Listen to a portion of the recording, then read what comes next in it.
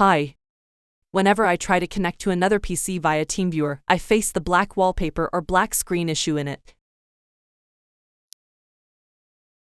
As you can see, the screen has gone dark and it happens, but this is not due to another PC but your Teamviewer settings. So, let's fix it.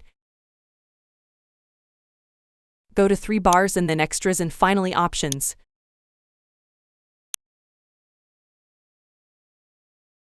Click on Remote Control. And check the first one, that is Remove Remote Wallpaper. Click OK and Done. Now I am connecting again. And now you can see that the PC has the wallpaper it had, and no black screen anymore. And from now on, the remote PC screen will not be dark and you can work simply as always. Hope it helped you, and please be with Joseph IT. Good day.